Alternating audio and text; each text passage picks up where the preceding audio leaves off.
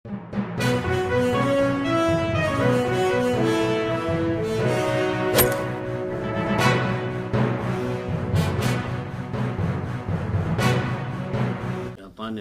الرجیم بسم اللہ الرحمن الرحیم الحمد للہ رب العالمین والصلاة والسلام علی سیدنا و نبینا مولانا ابی القاسم محمد اللہم صل علی محمد و آل محمد وعجل فرجہم و اہل بیت الذین اذہب اللہ عنہم الرجس وطہرہم تطہیرا.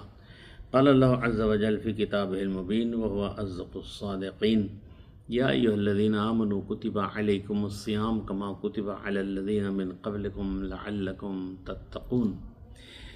دوستان محترم، ناظرین اکرام، مومنین و مومنات، السلام علیکم ورحمۃ اللہ وبرکاتہ. گزشتہ گفتگو میں نے ایمان کے خطاب کے اوپر اسی آیہ مبارکہ جو سورہ بقرہ کی 183 ہے، جو روزے کے فضیلت کے سلسلے میں ہے، روزے کے وجوب کے سلسلے میں ہے، اس میں سب سے پہلے لفظ یا ایھا الذین آمنوا تھا، یعنی مومن کا لقب روزے دار کو دیا گیا ہے. آخری جملہ، آخری لفظ جو اس میں ہے لعلکم تتقون، تاکہ تم تقوی الہی اختیار کرو یا متقی ہو جاؤ، اس سلسلے میں گفتگو کرنی ہے. اس میں مختلف احادیث اور مختلف آیہ قرآنی سے آپ لوگوں کی خدمت میں عرض کریں گے کہ تقوی وہ بہترین چیز ہے جس کی وجہ سے انسان انحراف سے دور ہوتا ہے، آلودگی سے دور ہوتا ہے. حضرت علی علیہ السلام ارشاد فرماتے ہیں فَإِنَّ التَّقْوَى فِي الْيَوْمِ الْجُرْزِ الْجَنَّةُ وَفِي غَدٍ الطَّرِيقُ إِلَى الْجَنَّةِ. یہاں پر ارشاد ہو رہا ہے کہ إِنَّ التَّقْوَى فِي الْيَوْمِ حُرْزٌ، آج کے دن تقوی تمہارے لیے ایک گویا حرز ہے، تم کو بچاتا ہے آلودگی سے. والجنہ، اور ایک سپر ہے. آج کے دن یہ سپر ہے اور آپ کو دوسری چیزوں سے بچاتا ہے. وفی غدن، اور کل جو ہے الطریق الی الجنہ، یہ جنت کی طرف جانے کا راستہ ہے. یعنی انسان جب تقوی الہی اختیار کر لیتا ہے تو انحراف سے دور ہو جاتا ہے، آلودگی سے دور ہو جاتا ہے، اور کو اس طرح کی ایک ضمانت مل جاتی ہے آج آپ محفوظ ہیں اور کل جو ہے جنت کی طرف راستہ ہے. اسی طرح سورہ بقرہ کی آیت نمبر 282 ہے جو تقوی کے سلسلے میں ہے. اس سے آپ کا علم بڑھے گا، آپ کی آگاہی بڑھے گی، آپ کی اطلاعات بڑھے گی. یعنی جب آپ متقی ہوں گے تو اس کے سلسلے میں قرآنی آیت ہے جس میں ارشاد فرماتا ہے وَاتَّقُوا اللَّهَ وَيُعَلِّمُكُمُ اللَّهُ وَاللَّهُ بِكُلِّ شَيْءٍ عَلِيمٌ. جب تقوی اختیار کرو تو اللہ تمہیں علم عطا کرتا ہے اور ہر چیز کی آگاہی دے دیتا ہے. اور اسی طرح تقوی سے تمام آپ کے کام آسان ہو جاتے ہیں، تمام مشکلات سے نجات ملتی ہے اور روزی میں افزائش ہوتی ہے اور الہی نعمتوں میں اضافہ ہوتا ہے. اس کے لیے سورہ طلاق کی آیت نمبر 2 اور 3 ہماری مدد کرتی ہے. وَمَن يَتَّقِ اللَّهَ يَجْعَل لَّهُ مَخْرَجًا وَيَرْزُقْهُ مِنْ حَيْثُ لَا يَحْتَسِبُ وَمَن يَتَوَكَّلْ عَلَى اللَّهِ فَهُوَ حَسْبُهُ. جو بھی انسان تقوی الہی کرتا ہے، اللہ سے ڈرتا ہے، اجعل لہ مخرجا، تو اس کے لیے اللہ ایک راستہ بنا دیتا ہے، آسانیاں پیدا کر دیتا ہے. وَيَرْزُقْهُ مِنْ حَيْثُ لَا يَحْتَسِبُ، اور اس کی روزی کو بڑھا دیتا ہے، روزی عطا کرتا ہے ایسی جگہوں سے لا یحتسب، کہ اس کا کوئی حساب نہیں ہے. تو گویا تقوی الہی سے آپ کے تمام کام آسان ہو جاتے ہیں، مشکلات سے نجات ملتی ہے اور روزی اور نعمت الہی میں اضافہ ہوتا ہے. اسی کے ساتھ ساتھ تقوی الہی سے نصرت اور مددگاری ہوتی ہے. یہ سورہ نحل کی آیت نمبر 128 ہے ان اللہ مع الذین اتقوا والذین هم محسنون. جن لوگوں نے، اللہ ان لوگوں کے ساتھ ہے جنہوں نے تقوی الہی اختیار کیا، والذین هم محسنون، اور وہ لوگ جو نیکوکار ہیں. اور اسی کے ساتھ ساتھ تقوی الہی میں تمام آپ کے اعمال کی اصلاح ہو جاتی ہے اور گناہوں کی آمرزش گناہ معاف کر دیے جاتے ہیں۔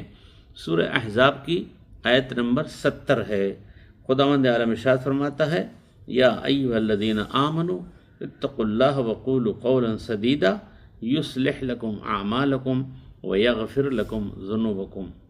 اے ایمان والو، دیکھو تقوی الہی اختیار کرو اور قول متقن کہو اور تمہارے اعمال کی اصلاح ہو جائے گی، اور اسی طرح اللہ تمہارے گناہوں کو بخش دے گا۔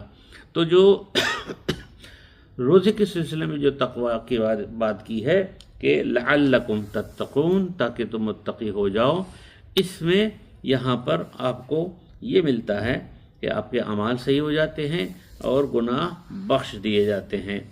اب آئیے سورہ مائدہ کی آیت نمبر 27 سے ہمیں مدد ملتی ہے، جس میں یہ ہے کہ تقوی الہی اختیار کرنے سے آپ کے اعمال جو نیک ہیں وہ قبول ہو جاتے ہیں۔ انما یتقبل اللہ من المتقین، اللہ جو ہے متقی لوگوں کے اعمال کو قبول کرتا ہے۔ یا اسی طرح سورہ حجرات کی آیت نمبر 13 ہے، جس میں ان اکرمکم عند اللہ اتقاکم، کہ جو انسان متقی ہے وہ سب سے بڑا اکرم ہے، سب سے زیادہ کرم والا ہے، اللہ کے نزدیک اس کی بڑی ویلو ہے، اس کی بڑی عظمت ہے۔ اگر آپ چاہتے ہیں کہ اللہ کے نزدیک آپ عظمت والے ہوں، عظیم انسان ہوں، تو تقوی الہی اختیار کریں۔ اور پھر اللہ کے نزدیک یہ محبوب ہوتا ہے، فإن اللہ یحب المتقین، یعنی تقوی اختیار کرنے والا، روزہ رکھنے والا انسان، ایمان والا انسان، نمازی انسان، یہ جو ہے اللہ کے نزدیک محبوب ہوتا ہے۔ فإن اللہ یحب المتقین۔ اور پھر اور اس کے ساتھ ساتھ یہاں پر عذاب جہنم سے نجات کا وعدہ آ رہا ہے۔ سورہ مریم کی آیت نمبر 72، ثم ننجی الذین اتقوا، تو اللہ ان لوگوں کو جو تقوی الہی اختیار کرتے ہیں ان کی نجات ہوتی ہے عذاب جہنم سے۔ پھر اس کے بعد سے حسن عاقبت، یعنی آخرت میں انجام اس کا بہتر ہوگا اور ہمیشہ جنتوں میں وہ رہے گا۔ اس کے لیے آیت نمبر 134 ہے جو سورہ آل عمران کی ہے۔ اللہ ارشاد فرماتا ہے وَسَارِعُوا إِلَىٰ مَغْفِرَةٍ مِّن رَّبِّكُمْ، دیکھو اللہ کی مغفرت کی طرف دوڑ پڑو، جلدی کرو، اور وَجَنَّةٍ أَرْضُهَا السَّمَاوَاتُ وَالْأَرْضُ، اور جس کی جنتیں جو ہیں آسمان اور زمین کے برابر ہیں، لیکن کیا ہے اعدت للمتقین، جس کو تیار کیا گیا ہے، بنایا گیا ہے متقین لوگوں کے لیے۔ یعنی میں پھر خلاصہ کرتے ہوئے آگے بڑھتا ہوں کہ جو روزے کے فضائل بیان کیے گئے اس میں شروع میں ایمان کا لقب ہے اور آخر میں تقوی کا ہے، تو یہ ساری آیتیں اور احادیث آپ کی خدمت میں تقوی کے سلسلے میں عرض کی جا رہی ہیں۔ اب اس میں آئیے آگے بڑھتے ہیں۔ اس میں ان المتقین فی جنات وعیون ادخلوها بسلام آمنین، یعنی اس میں بھی جنتوں میں داخل کرنے کا حکم ہو گیا ہے۔ اور پھر ان المتقین فی جنات وعیون آخذین ما آتاہم ربہم، اس میں بھی آیت جنتوں کے بارے میں ہے اور متقین کے بارے میں ہے۔ آخری آیت وتزودوا فإن خیر الزاد التقوی، سورہ بقرہ کی 197 ہے کہ تم لوگ زاد راہ اختیار کرو جو تقوی ہو، اور اس تقوی کی وجہ سے تمہیں جنت کے راستے ملیں گے۔ اللہ تبارک و تعالیٰ کی بارگاہ میں 10 بدعا ہیں کہ ماہ مبارک میں ہمیں تقوی الہی اختیار کرنے کی توفیق ہو، اور کوشش کریں گناہان کبیرہ اور صغیرہ سے پرہیز کریں۔ دنیا کے تمام مومنین و مومنات، مسلمین و مسلمات کے لیے دعا کیجیے، مریضوں کے لیے شفا کے لیے دعا کیجیے۔ وآخر دعوانا ان الحمد للہ رب العالمین۔